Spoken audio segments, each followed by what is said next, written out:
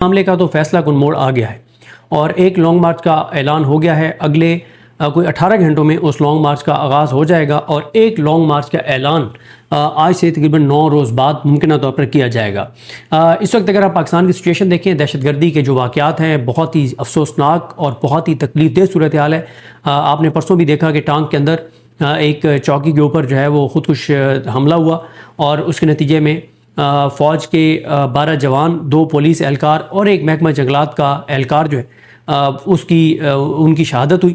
اور اسی طرح سے میں ابھی آپ کے سامنے فگرز رکھوں گا جو اسحاق ڈار صاحب نے کل ایک فورم پہ خطاب کرتے ہوئے بہت ہی خطرناک انہوں نے فگرز دیے کہ 2026 میں اب تک جو انہوں نے محل بتایا کہ ایگزیکٹ وہ لکھا ہوا ہے کہ 2000 سے زیادہ دہشت گردی کے حملے ہوئے ہیں 2026 میں. اب تک اندازہ لگائیں، ابھی جولائی چل رہا ہے اور اب تک جو ہے وہ 2000 سے زیادہ حملے ہو چکے ہیں اور بڑی شدت آتی چلی جا رہی ہے دہشت گردی کے حملوں میں. دوسری طرف پیٹرول پرائسز آپ کے سامنے ہیں کہ پچھلے ہفتے میں کتنی زیادہ آئل پرائسز جو ہیں وہ بڑھائی گئی ہیں. پیٹرول ڈیزل عالمی مارکیٹ میں قیمتیں کم ہوئی ہیں، پاکستان میں بڑھتی چلی جا رہی ہیں. لوگوں کے اندر انسرٹینٹی ہے. پھر جس طرح سے ہماری عدلیہ کا جو کردار آپ دیکھ رہے ہیں، مطلب ہر طرف سے ایک نیگیٹو چیز ہے، ہر طرف سے لوگوں کو یعنی ایک ذہنی طور پر لوگوں کو اشتعال دلانے والی جو ہیں وہ چیزیں ہو رہی ہیں. ابھی آپ نے سپریم کورٹ میں دیکھا کہ جسٹس محمد علی مظہر نے نیب کے کیسز میں ضمانت کی جو درخواستیں ہیں وہ بھی معاملہ سرنڈر کر دیا سپریم کورٹ نے اور معاملہ بھیج دیا آئینی عدالت کو، کیونکہ عمران خان کا کیس آئینی عدالت ضمانت کا بھی آئینی عدالت سنے، اس لیے یہ ساری قانون سازی کی گئی ہے اور مین اپیل بھی آئینی عدالت سنے، اس لیے قانون سازی کی گئی ہے. اور پھر جسٹس محمد علی مظہر نے اپنے فیصلے میں ایسے صفائیاں دی ہیں کہ خدا کا خوف کریں جیسے پاکستان کے لوگوں کو پتہ نہ ہو، جیسے پاکستان کے لوگ عدلیہ سپریم کورٹ کے کسی جج پر اعتبار کرتے ہوں. خاص طور پہ یہ ججز جس طرح سے محمد علی مظہر صاحب ہیں، مسرت ہلالی ہے، شاہد بلال حسن ہے، جسٹس یحییٰ خان ہے، یعنی خاص طور پہ ان ججز کہ جیسے یہ ججز یہ سمجھتے ہیں کہ آج بھی شاید لوگ ان کے فیصلے پڑھتے ہیں، ان کو لگتا ہے کہ لوگ آج بھی شاید ان کی بات پہ توجہ دیتے ہیں، ان کو لگتا ہے کہ لوگ آج بھی شاید ان کی بات پہ اعتبار کر لیں. جس طرح سے محمد علی مظہر صفائیاں دے رہے تھے، کوئی مطلب پورے پاکستان کو پتہ ہے کہ فیصلے کس طرح سے ہو رہے ہیں اور آپ نے معاملہ آئینی عدالت کو بھیج دیا ہے. پھر آپ دیکھ لیں کہ ایک اور خبر جو آئی کہ پاکستان کی جو برآمدات ہیں جو امریکہ امپورٹ کرتا ہے، چیزیں درآمد کرتا ہے، اس کے اوپر جبری مشقت کی وجہ سے جو ہے وہ 10% جو ہے وہ ٹیرف لگ گیا ہے. تو مطلب ہر طرف سے ایک ملک کی اکانومی کے لیے، امن و امان کے لیے، سیکیورٹی کے لیے بہت ہی زیادہ نیگیٹو خبریں آ رہی ہیں. اور ہماری ترجیحات کیا ہیں؟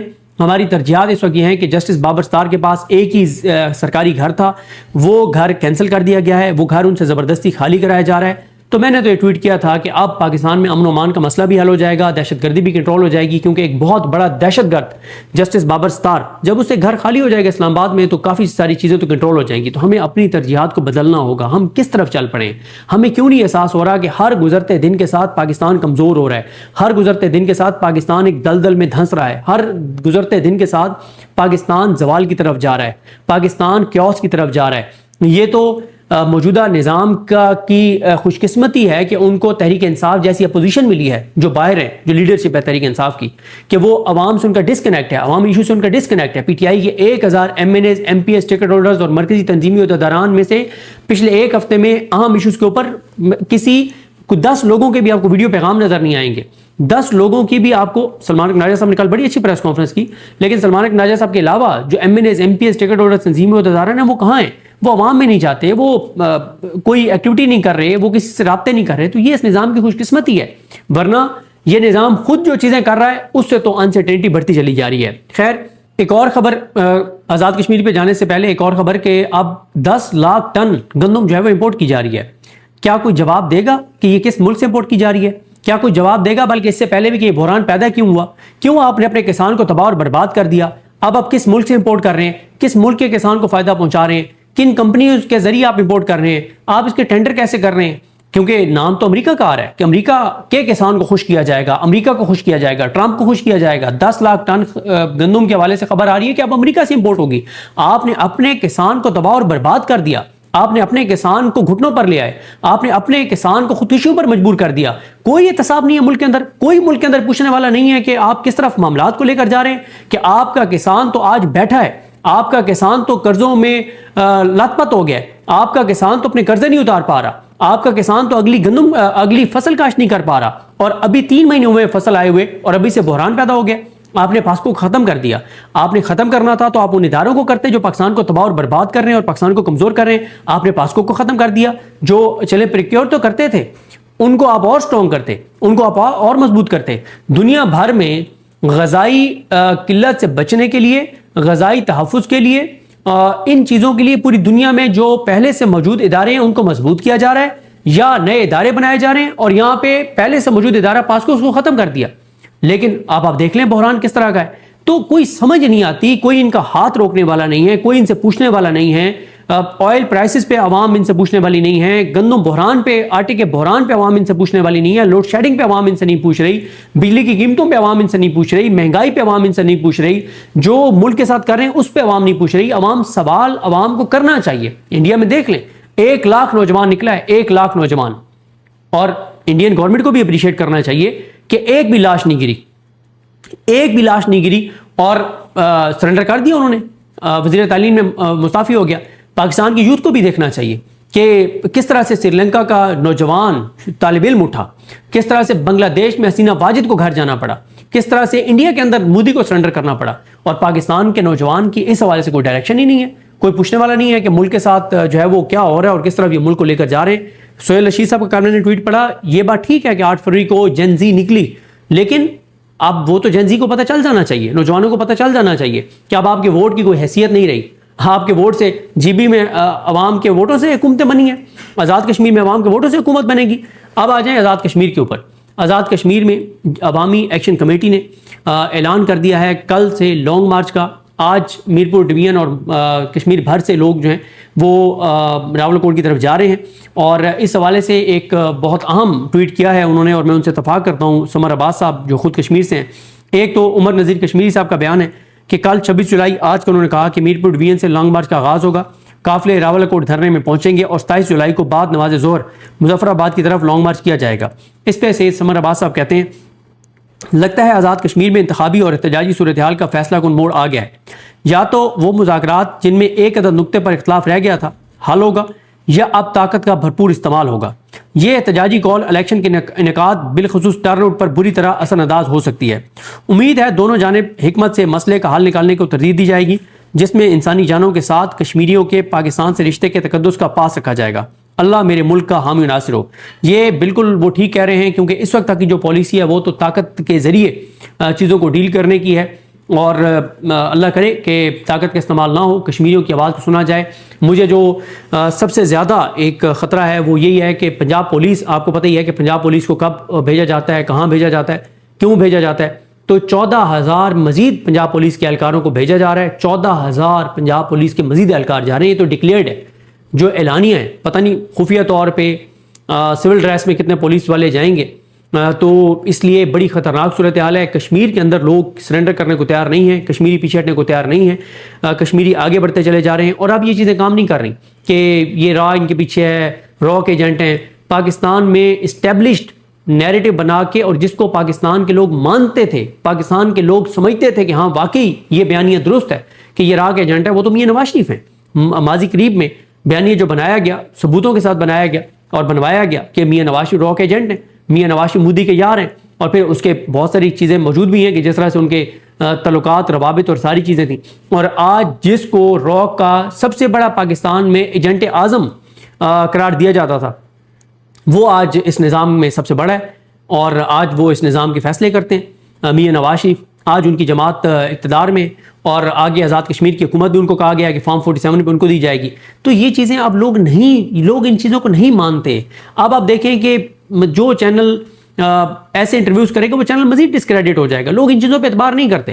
اب ایک اور وہ آپ نے سٹوری دیکھی ہوگی کہ پتہ نہیں کوئی لڑکیاں میسج کرتی ہیں را والی. بھائی را والی لڑکیوں نے ہمیں تو کبھی میسج نہیں کیا. اور دوسری بات یہ ہے کہ میں حیران ہوں کہ جو لوگ اس حکومت پر تنقید کرتے ہیں, چاہے ہم پاکستان میں بیٹھے ہیں یا پاکستان سے باہر جو ہمارے دوست بیٹھے ہیں, ان کے تو ویوز گر گئے, ان کی تو فائر وال لگ گئی ہے, ان کی تو ریچ کم ہو گئی ہے. تو یہ کیسی را ہے کہ جو حکومت کے بدترین ناقدین ہیں ان کی تو ریچ گر گئی ہے, ان کے ویوز نہیں آ رہے. اچھا, اور جن کی کوئی حیثیت اور اوقات ہی اس طرح سے نہیں ہے, جن کے کوئی ویوز ہی نہیں ہیں, جن کی کوئی ورتھ ہی نہیں ہے, ان کو را کے ایجنٹ رابطہ کر رہے ہیں, اور را کے ایجنٹ انہیں کہہ رہے ہیں کہ تم ہمارے لیے کام کرو. مطلب کو لاجک کے ساتھ بات کریں نا. اس میں کوئی شک نہیں ہے کہ پاکستان کے اندر دہشت گردی کے پیچھے بھارت ہے، اس میں کوئی دوسری رائے نہیں ہے، اس میں کوئی دوسری رائے نہیں ہے کہ بھارت چاہتا ہے کہ بلوچستان کے اندر انسرٹینٹی ہو، کے پی کے اندر دہشت گردی ہو، پنجاب کے اندر حالات خراب ہوں، پاکستان کے اندر حالات خراب ہوں، اس میں تو کوئی دوسری رائے نہیں ہے۔ لیکن جب آپ جائز حقوق کے لیے نکلنے والوں کو بھی عراق ایجنٹ اور بھارتی ایجنٹ قرار دے دیتے ہیں تو پھر لوگوں کا اس نیریٹو سے اعتماد اٹھ جاتا ہے کہ بھارت ان سب چیزوں کے پیچھے ہے۔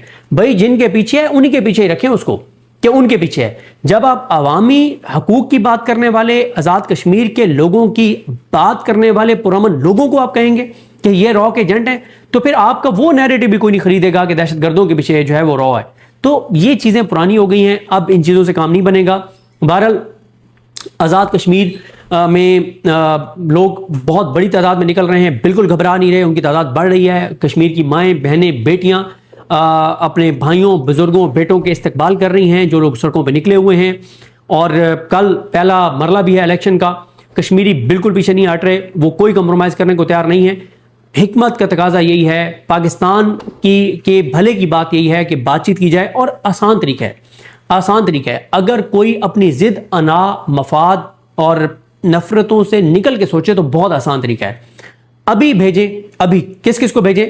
محمود خان چکزئی صاحب کو، علامہ راجہ ناصر عباس صاحب کو، سلمان اکرم راجہ صاحب کو، بیرسٹر گھور صاحب کو، ان کو مولانا فضل الرحمان صاحب کو، اس طرح کی شخصیات کو بھیجیں۔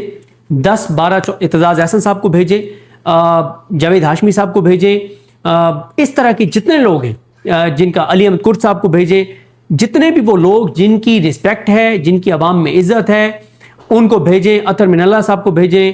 اس طرح کے جتنے لوگ ہیں جن کی رسپیکٹ ہے، جن کی بات وہ سن سکتے ہیں، سنیں گے، جن پہ اعتبار کریں گے، ان کو آپ بھیجیں۔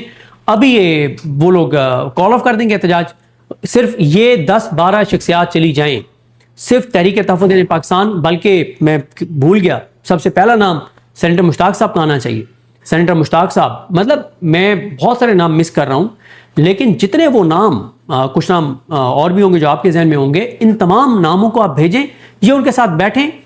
اور دوسرا آسان حل ہے، اب اگر کوئی ملک دشمنی کر رہا ہے تو اس کو ٹی وی پہ بٹھائیں، ساتھ جو آپ کے محب وطن جن کو سرٹیفائیڈ آپ نے محب وطن قرار دیا ہوا ہے ان کو بٹھائیں، اور یہ جو غدار ہیں ان کو ایکسپوز کر دیں، ڈسکریڈٹ کر دیں، ان کی کوئی حیثیت ہی نہیں رہے گی۔ کیونکہ پاکستان کے اندر لوگ اب لاجک سنتے ہیں۔ آج اگر آپ لاجک کے ساتھ عوامی ایکشن کمیٹی کے کچھ پوائنٹس کو غلط ثابت کر دیں تو پاکستان کے لوگ اور عوامی ایکشن کمیٹی کے حامی بھی کہیں گے کہ نہیں، ان چیزوں پہ عوامی ایکشن کمیٹی غلط ہے۔